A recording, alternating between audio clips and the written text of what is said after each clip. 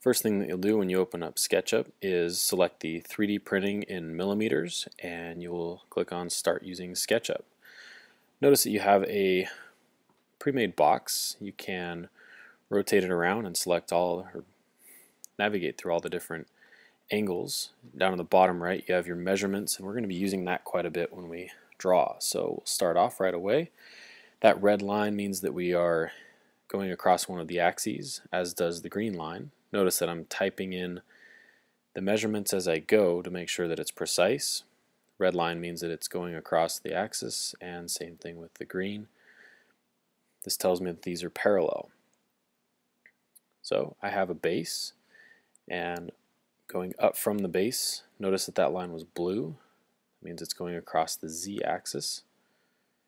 And creating my third side, third face. Now notice I'm trying real hard to do this, but it's not working. If I spin it around, I realize that I made a mistake. I can easily select it, delete it, and go straight up from there, enter in the measurement of 30 millimeters, drop down and over. Finish off that side, spin it around to make it easy to see, and then finish off that face as well. Now it automatically closes in that box. You could make a translucent window going into the top of the box, or what we're going to do is select it and simply delete it. So rotating it around, now notice I have a right rectangular prism that has an open edge. Selecting the tape measure, I can just make sure that I have the right measurements for each one of them, and then I'll zoom in. And now the job here is trying to create an outer edge to kind of give some thickness when I put it into the Airwolf 3D printer. And in this case I've selected a 3 millimeter thick wall that will go around it. So I'm just coming out 3 millimeters on each one of the sides, trying to give it some definition. And don't be afraid to spin it around, take your time with it, like I've done here, and trying to make sure that it's perfect. So I know that 50 millimeters plus 3 millimeters on each side will give me 56. Now I've got my base, and from here I can get to one side, and it's fairly simple. Google Sketchup does a pretty good job of identifying the axis that you're on. So in here what I'm doing is I'm just cleaning up all the extra lines that are no longer necessary. So just one click and delete. So take that edge extended all the way out, 56 millimeters. Once you get 3 or 4 of the lines in, it'll automatically fill in that box for you. There. And snapped it in. Now, to get the top, I've deleted the top. Now what I'm doing is I'm going back in and creating rectangles going around each one of the edges. Because what I can do once I've got those edges is I can delete that middle piece and make it a hole. So I'm selecting the measurement of 3 millimeters by 26 millimeters, and then just locking in the rest of the pieces. Now notice those lines that are there that are extending out. What I can do is select, cut out the middle, then I'll spin it around and select and delete those extra pieces that are there. So 1, 2, there's the third, and there's the fourth. So I've got a nice clean right rectangular prism. The only problem is the base has not changed at all. It's a real thin piece. So what I can do is I can actually build down. So I'll use the rectangle, and in the dimensions I will actually change it to match the dimensions of the rest of the right rectangular prism. So instead of messing around with all the different measurements, You can just type them in, 26 millimeters by 3 millimeters, and it locks it right in. I'll spin it around to make it easier for the computer to identify.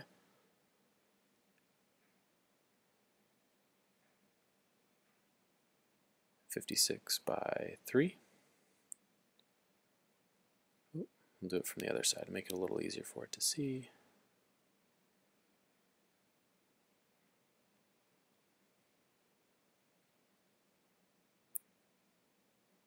There we go. Sometimes it takes a little bit of playing with to figure it out, but notice that 2 of those sides are done. Zoom in, make it a little easier. Now from one corner to another, 26 by 3. And then I should be good getting that last 56 by 3 piece in there.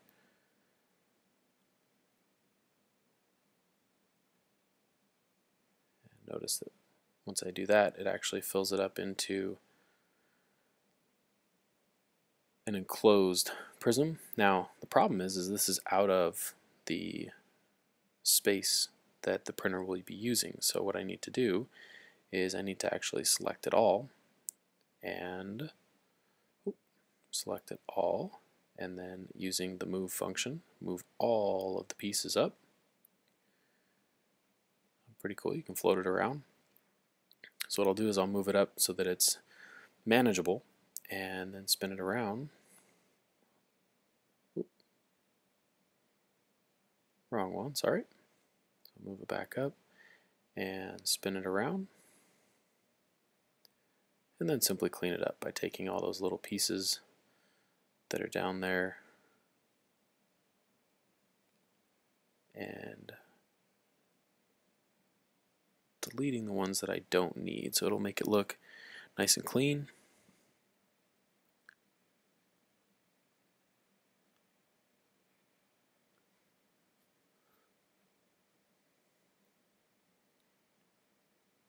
Making sure that you get all those pieces cleaned up so that when the printer sees it, all it sees is one nice bright rectangular prism that has a thickness all around the edges of 3 millimeters. No lines to mess with, just nice and clean. So you have a finished product. Zoom around, be able to check it out. So I want to add dimensions, so I'll click on one and the next endpoint. If I bring it down, brings it out to 56 millimeters. This is just for you as a student or the teacher to be able to see what is it that I'm actually looking at. What are the actual dimensions that I see here? So if I go down to the tools, dimensions, can add in each of the dimensions, 56 by 26, and then by 33. So those are our outer dimensions that the Airwolf 3D printer should be giving to us as a final product, and what we're most concerned about are the interior dimensions. So we'll actually spin through and take a look at the interior dimensions as well, just to make sure, at least as much as we possibly can on the inside, that we're getting what we should be seeing as far as the finished product is concerned.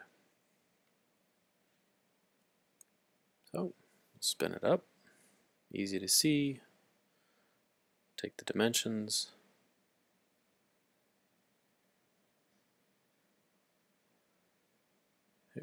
okay, 50 millimeters, that's good, that's what we need.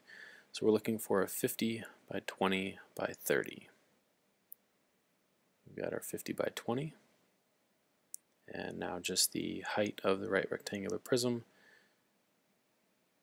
sure enough, is 30.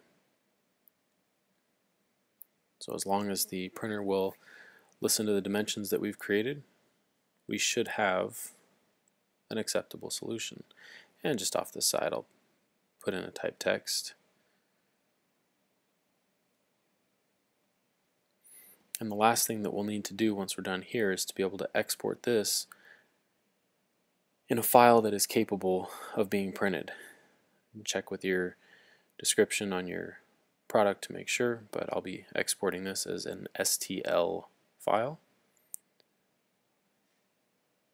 And once I press export, I should be good. I'll name it and save it and send it off to printing.